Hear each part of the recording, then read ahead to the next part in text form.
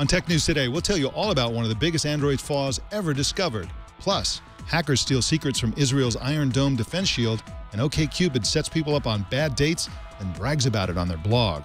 All this and a lot more coming up right now. This is Twit. Bandwidth for Tech News Today is provided by CacheFly at CACHEFLY.com.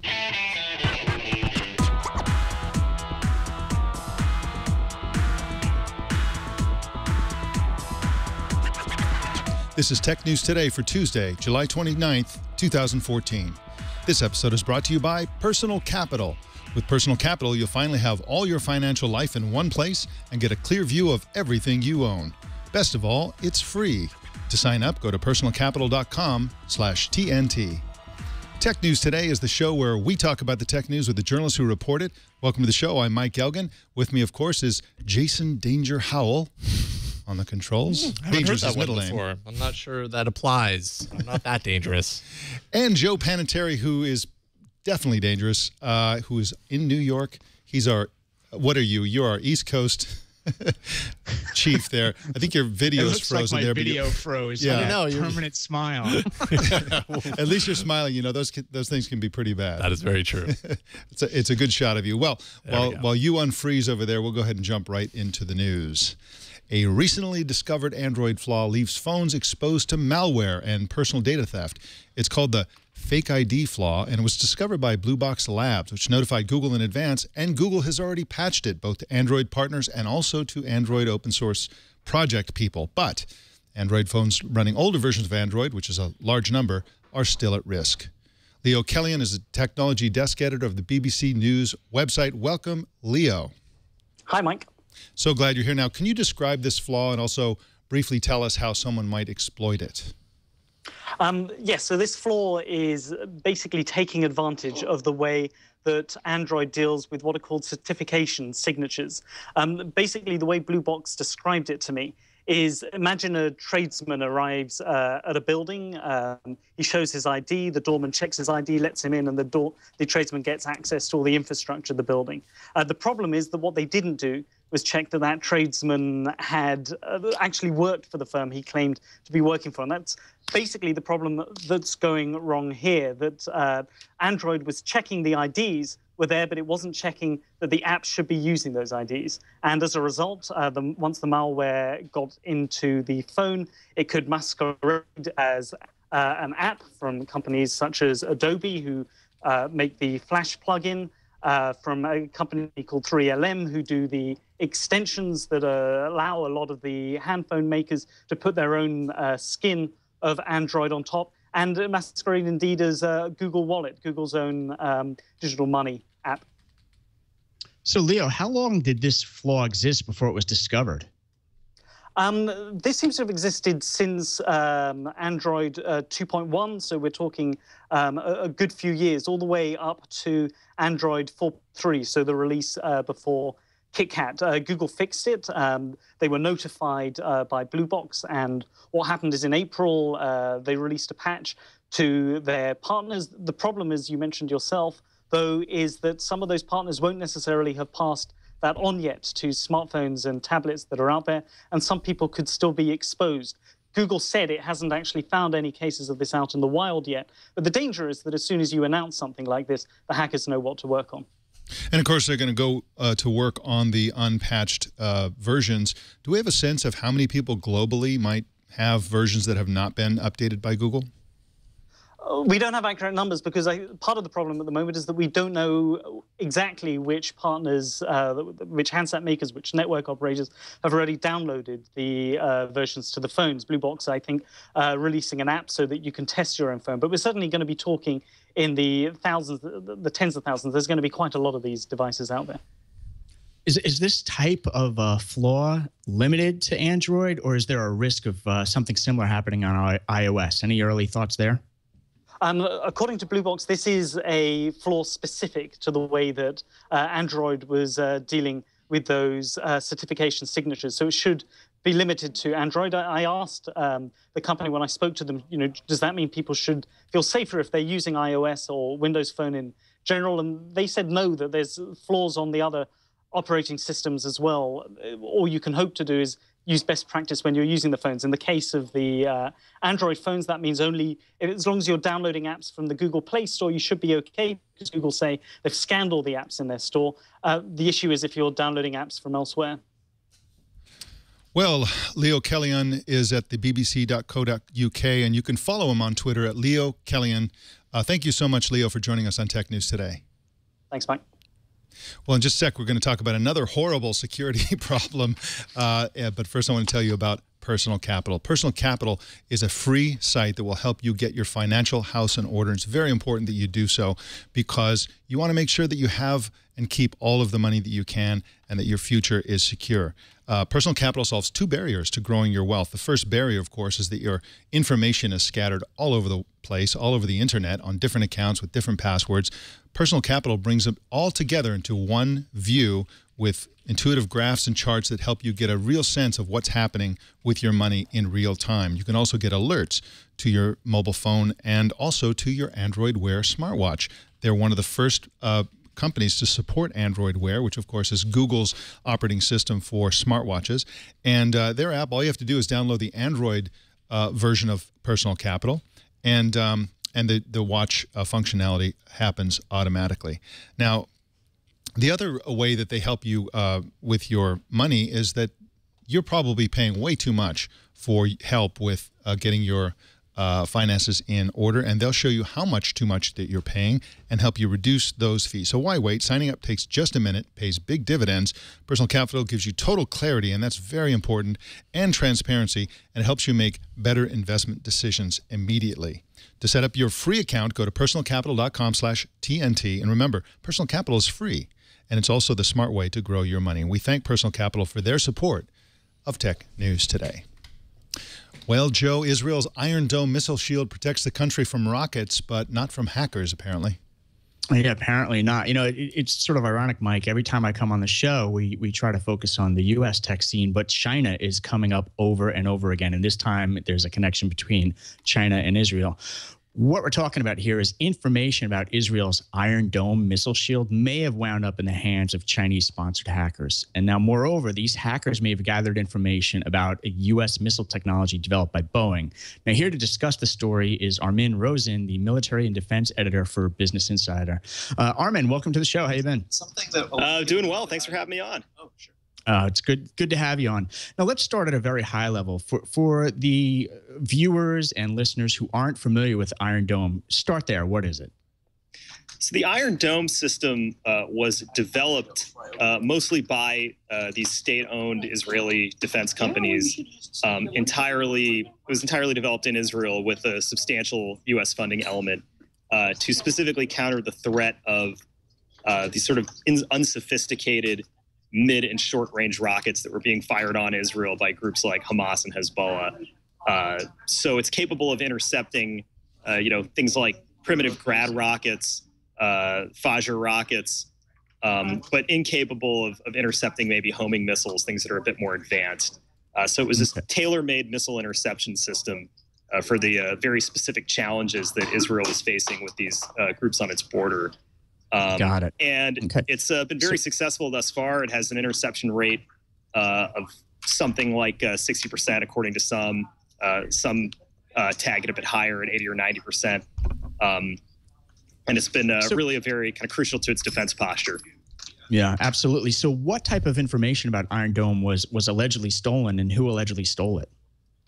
I don't think it's known exactly what was stolen. It was assumed that quite a bit was, including plans for the system, documents that were stamped by U.S. regulators indicating that it was of national security interest to the U.S. as well, which, of course, funded the research that resulted in Iron Dome.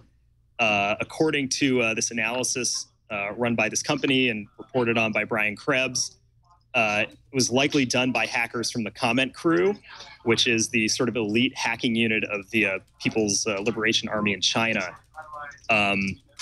So it's pretty conclusively determined that it's the same kind of Chinese hacking group that's been trying to gain access to U.S. companies and even U.S. government infrastructure over the past few years. Now, it's interesting that China, of all governments, would want to steal this sort of thing. And again, it's only likely that China did it. It's not certain that they did it because China doesn't face any threat, even remote threat, that's similar to the one that this kind of missile shield could protect against. Again, the missile shield, as you said, is sort of tailor-made for Israel's specific challenges with its security, short-range, slow-moving, unsophisticated missiles and so on. Is this just part of a larger sweep that the Chinese military is doing of all governments, of all military, anywhere it can get in? Or do you think that they specifically targeted this type of information because they wanted something specific? I think that there are a couple of possibilities here. I mean, what you say is absolutely right. Chinese hacking has this very kind of vacuum cleaner-like quality to it, where they seem to go after anything that they think could give them even a possible advantage. But there's another kind of more specific possibility here. One is that the breach took place in 2011 and 2012, back when there was maybe less of an understanding of Iron Dome and what it could really do. So it's possible that they did see it as maybe relevant to their own defensive strategy. The other possibility is that they were looking for information on other missile interceptor systems that these companies were developing. Rafael, for instance, had been co-developing a ballistic missile interceptor system called the Arrow 3 with Boeing, which of course is a U.S. company. They've also developed a missile interceptor called the David Sling, which also can theoretically intercept supersonic missiles moving at supersonic speed. So it's possible that this was part of a sweep for kind of other technologies as well. And it's also possible that they saw some potential in Iron Dome, that has sort of, been disproven in a way in the last couple of years. And it's also possible that they just hack, anything that catches their fancy. I see. Well, Armin Rosen is at businessinsider.com, and you can follow him on Armin Rosen on Twitter. Thank you so much for joining us, Armin. Thanks for having me on. All right. Well, the OKCupid online dating site bragged in a blog post yesterday that, quote, "We experiment on human beings." The admission has created a controversy, especially in the wake of Facebook's recent science conducted to test how censoring news feeds based on mood affects what people post. Laura Stampler covered the story for Time and joins us now by phone. Welcome, Laura. Hi, thanks so much for having me. Glad you're here. Now, can you tell us about this experiment? What were they trying to figure out? OKCupid? Well, I think that OKCupid's overall message isn't that it does one, experiment on its users. It's saying that it experiments on its users all the time. And so does almost every other website. Christian Rudder, who's the co-founder of OKCupid, was kind of inspired by a lot of the backlash against Facebook for admitting that it was kind of trying to toy with its users' emotions. By saying, hey, this isn't something that's actually rare. If you're a person who's on the internet who uses websites, everyone is constantly trying to use its data to kind of run experiments on you.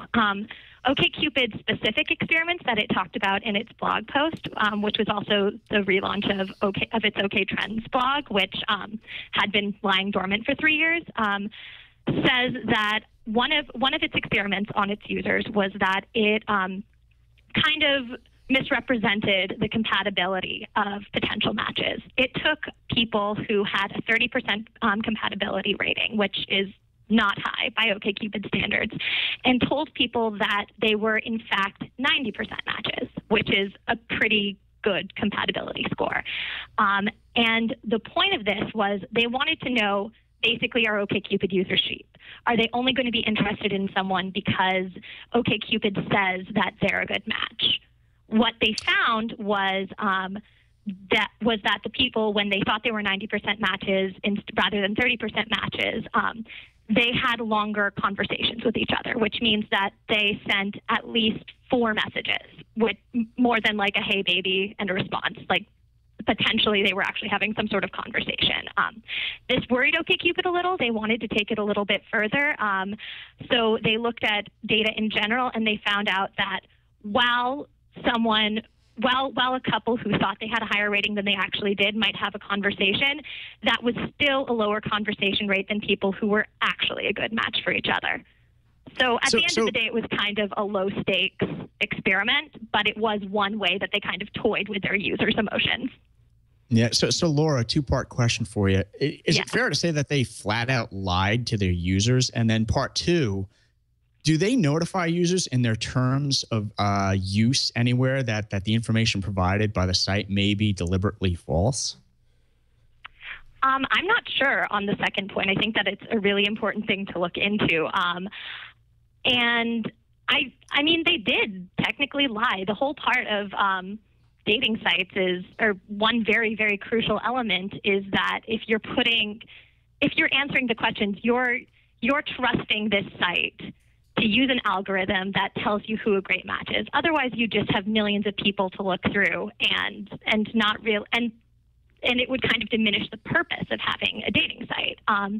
So yes, this was a lie, and OKCupid kind of took a cavalier tone with this, especially in its blog post. I mean, it was kind of bragging about it. It proudly copped to kind of manipulating its users, and whereas Facebook only changed whether users were likely to see negative or positive posts that friends on their timeline were already on their newsfeed were already posting.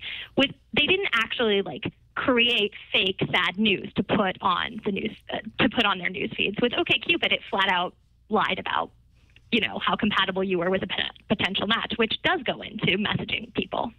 In both cases, they're jerking people around insofar as their relationships are concerned, and this is something of a concern. And I suspect that one of the reasons companies do this. I mean, I don't necessarily accept OKCupid's claim that all websites do this and this kind of thing. I mean, this seems like a pretty extreme case, but I'm sure that this sort of thing does happen. And to the extent that it does happen, it happens because people don't know it's happening.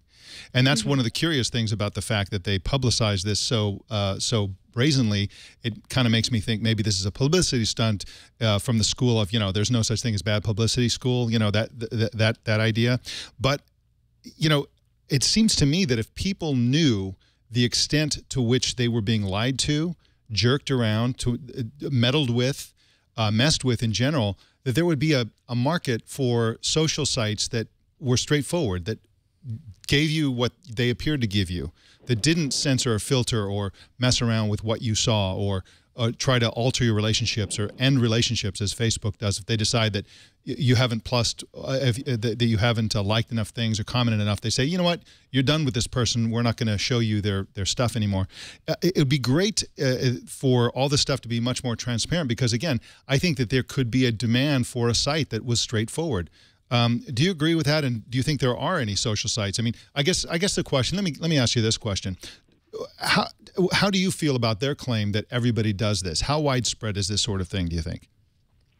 Well, I think that there are different levels of experimentation on users. I think that to a certain extent, you could say that when you're testing out a new website's format, that's a user experiment because you might roll it out with only 10% of users and see if they're responding better to a new way that photos are displayed on the site. So in those terms of experimentation, I would say that most sites probably do that, but that it could just be beta testing a certain site. But in terms of actually lying to its users, if this is something that is pervasive throughout websites, I certainly don't think that it's something that they're copying to, especially as loudly as OKCupid is. I mean, this was also the relaunch of OKCupid's blog, so clearly they wanted something that was clicky, that would spread on the internet. So, I mean, I think that this particular experiment was very tactically picked for,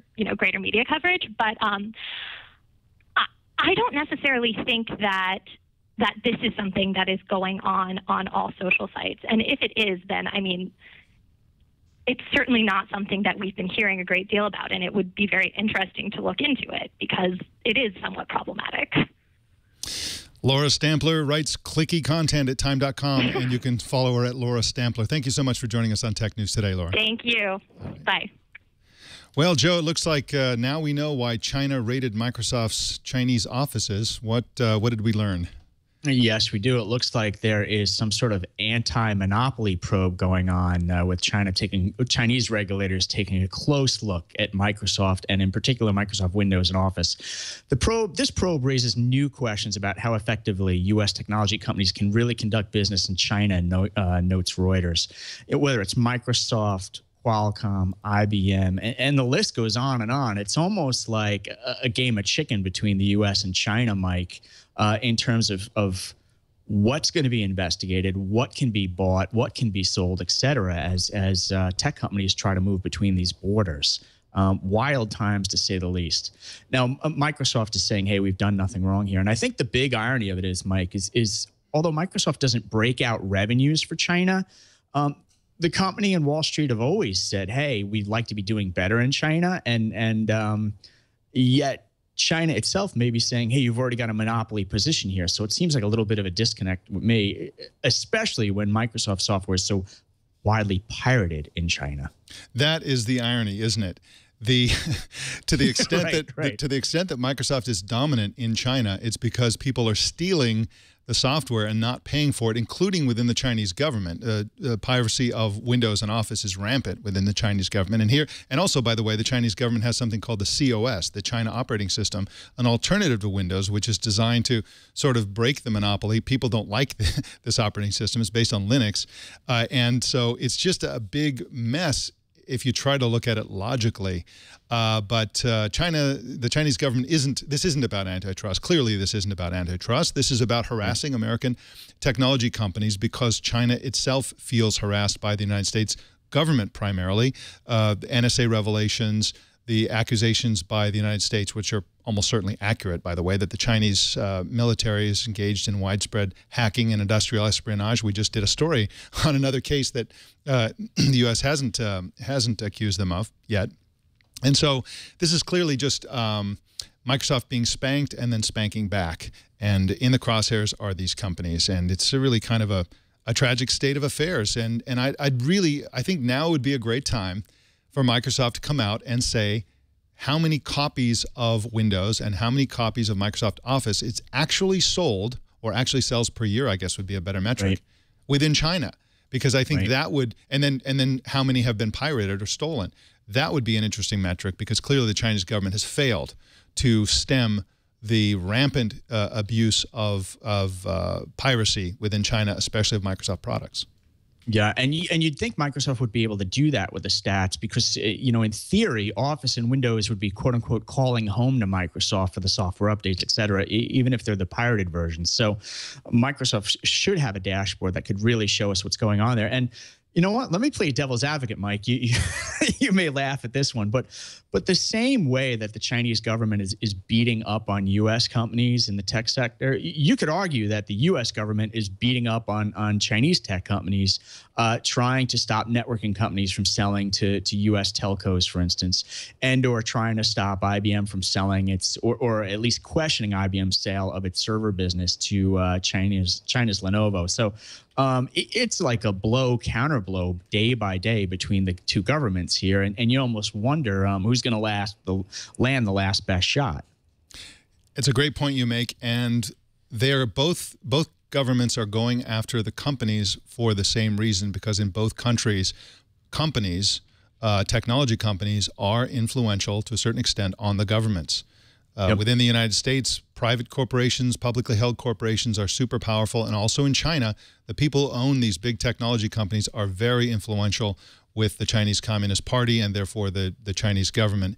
And so that's how you do it, I guess. That's the nature going forward of U.S.-Chinese relationships.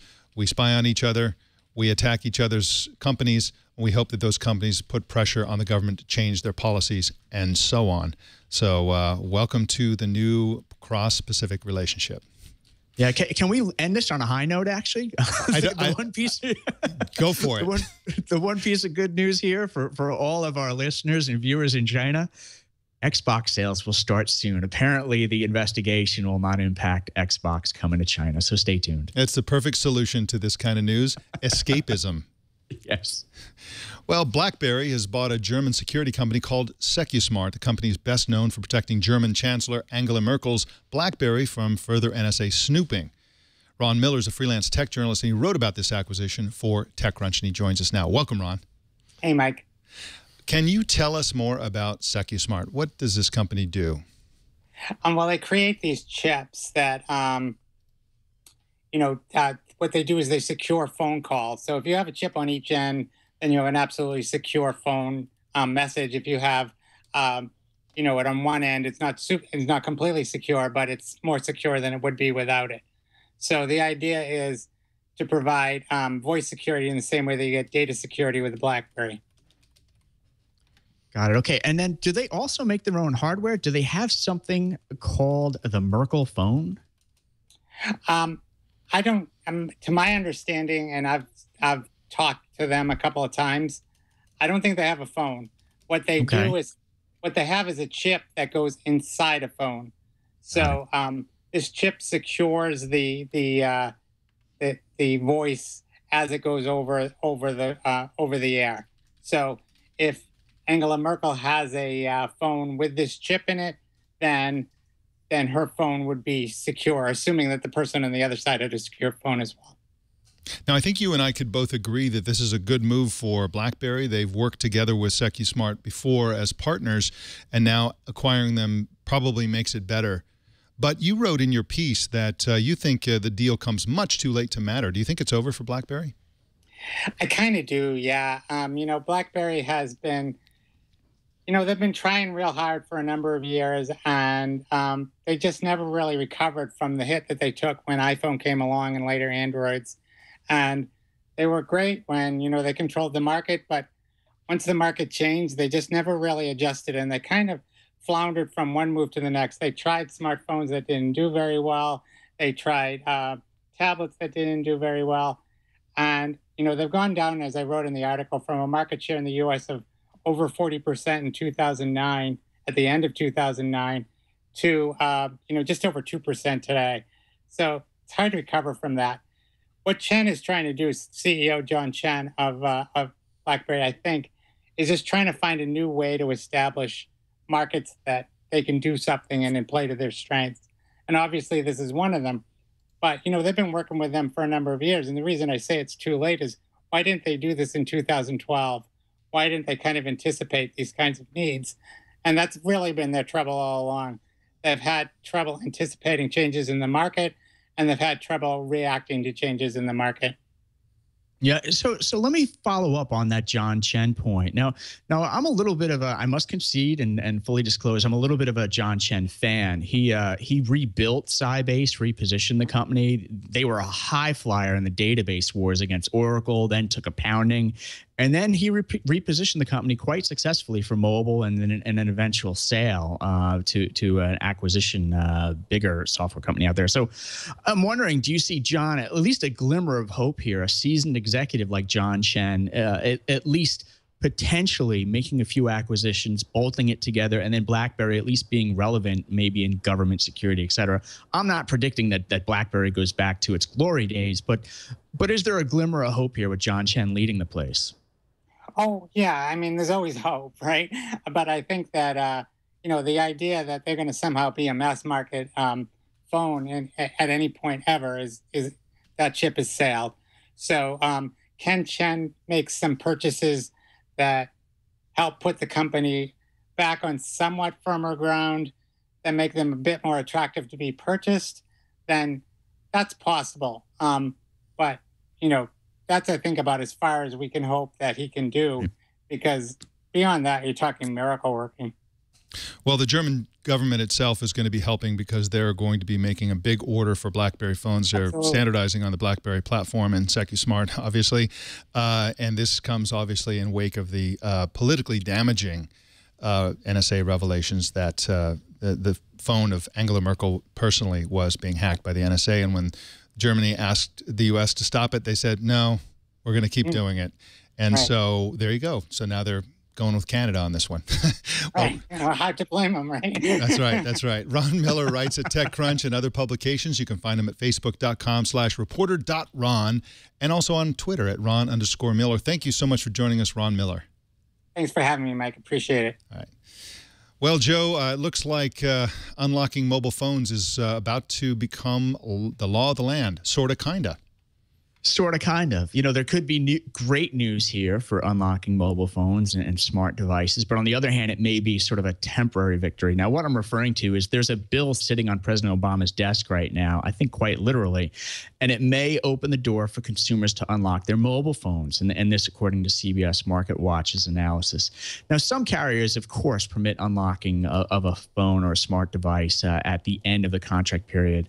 But if you really look closely at the regulations out there, the Digital Millennium Copyright Act, it's basically illegal to unlock these devices. But this I shouldn't say new bill, but this bill sitting on President Obama's desk may change all that. And he's previously said he would support this type of bill signed into law. So we'll see if he signs it soon and suddenly unlocking becomes legal across the land, but there may be a hook. But what are your thoughts so far, Mike? Well, first of all, just the political angle. This is easy politics for the president and also Congress. This is the subject of one of those petition drives that gained 114,000 signatures, and so it's very populist of the president to say, yes, I support the ability to unlock. And I do think that the Congress will do the same thing and actually change the law rather than just sort of overriding it temporarily. And I think it's kind of an obviously good thing to a certain extent. I generally don't like a lot of meddling by the government into the business practices of various companies, but the carriers are so messed up in terms of how they manipulate customers and get people into these contracts and, kind of use all these different tactics to lock people in. And locking people in is essentially a practice that reduces the quality of service or reduces the performance of the networks in the long term, in my opinion. So I think it's generally going to be a boon for consumers. Yeah, we hope so. Now, here's the irony of it, Mike. Now, I mentioned earlier, the Digital Millennium Copyright Act is what's involved here. And back in 2012, the person who oversees sort of that act and looks at it every 3 years to say, hey, is unlocking legal or illegal, that person is the congressional librarian James Billington. And back in 2012, he ruled that unlocking was restricted. Ironically, let's fast forward to the president. Obama could sign this bill into law, which legalizes unlocking, but then in 2015, the congressional librarian will go back and review this yet again. So he could rule again that unlocking is illegal. But Mike, wait, there's more. There could be some good news. But wait, there's more. There's yet another bill. It is called the Unlocking Technology Act of 2013 that could wipe away the DMCA's sort of purview to this area and once and for all make unlocking legal. So I'll rest my case there. It sounds like good news is on the way. Yeah, except for the fact that some of the biggest lobbyists of Congress and the government in general are AT&T and other carriers. So we'll see how easily that gets through Congress. But yeah, it has been kind of weird. I remember the glory days of just a few years ago when unlocking was a violation of the terms of service for the carrier, but it was generally conceded that it was legal. It wasn't illegal to do that. And then we learned, oh, yeah, it is illegal. And now pretty soon it's going to be, okay, it's legal. And then he's going to come back and say, well, okay, now it's illegal. Enough already. Just legalize it and let us unlock our phones. That's all. It's not that hard. Come on, Congress. well, maybe Colorado and Washington will lead the way again in this. That's right. That's right. And this very controversial topic. That's right. That's right. And Congress will be like, what are they smoking? All right, so we know what they're smoking. Well, TNT fan Henry Singer posted a note for us on Google Plus related to our story on the removal of check-ins on Foursquare. And let me tell you what he wrote. He said, as a former loyal and frequent Foursquare user, I deleted the app once I could no longer check in. Oh, well, their loss. And Joe Panettieri, I'm seeing a lot of this. This one was directed at us, but I've seen a lot of commentary on social media where people are just bailing on Foursquare because they removed check-ins, although they still offer it in their other app. So do you think this is going to be somewhat damaging to Foursquare, or is this just a lot of people complaining? No, I think it's damaging, quite frankly. So just to give folks a little bit of background on me, you'll notice that my bio says "quote unquote" tech media entrepreneur. I've spent the summer, Mike, hanging out with you and our guests, and really laying the foundation for a next generation business that I'm working on in IT media. But which by the way, you're going to announce on Tech News Today, I assume. I promise. How about that? Yes, Fantastic. absolutely. And then people can say, "Oh, that's all we were waiting for." I promise you, it's not yet another blog. Al Capone's vault. Anyway, the point here is I've basically spent the summer traveling up and down the East Coast with my family, unplugging from traditional IT media and spending a lot of time in social media checking in. And really, for me, it's been all about Yelp and check-ins on Yelp. And really, that has become the sticky application for me. And Foursquare, not so much. Yeah, well, I think that Foursquare would like to be Yelp because of people like you. Yeah. Leaving it and going to Yelp. Well, in other news, a crack team of Australian hackers managed to get id Software's classic first-person shooter, Doom, running on an ATM. The best bit is that they figured out how to control the game with a standard ATM keypad. Let's have a look at this very worthy project. Yes.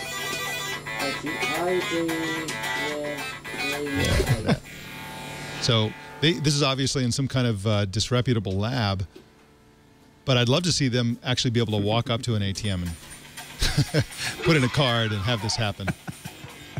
Ready for export from China, and we'll see if the U.S. approves it, right? All right, well, there you have it. Doom running on an ATM. Now, this particular model runs Windows XP, so it's not super impossible. It's just kind of impressive that they got the controls working and they got it running. And, you know, obviously these ATMs were not designed to run Doom. So pretty cool. Kudos to Australia. Congratulations on this technological feat. And it's a lot of fun. Well, that is the Tech News Today. Check out Twitter earnings later today. We'll probably be reporting on those on our evening news show, Tech News Tonight. Joe Panettieri, our Tuesday co-anchor. Thank you so much for all your stories and insights today. And when you do announce your new joint on Tech News Today, you can plug it, and I'm going to ask you, where can people find your work right now? I hope you're enjoying your summer.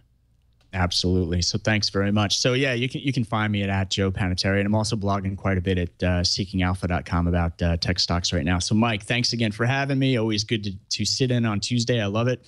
And Jason, always good to be talking to you as well. Absolutely, sir. Thank you. You can also find Joe on Google+. He's pretty active there. Subscribe to Tech News Today on Stitcher, iTunes, YouTube, Feedly, Yahoo, RSS, many other options. Choose your favorite option at twit.tv/TNT. Follow us on Twitter at Tech News Today TV and join our Google Plus community. It's an awesome community. Just search Google Plus for Tech News Today and you'll find us. Also, please send us your thoughts and opinions. Comment on Twitter or Google Plus using the hashtag Tech News Today. We'll find it. Or you can leave us voicemail at 260-TNT show. Don't miss our evening newscast, Tech News Tonight at 4 p.m. Pacific tonight and every weeknight right here on the Twit Network. My name's Mike Elgan. Thanks for tuning in. We'll see you tomorrow.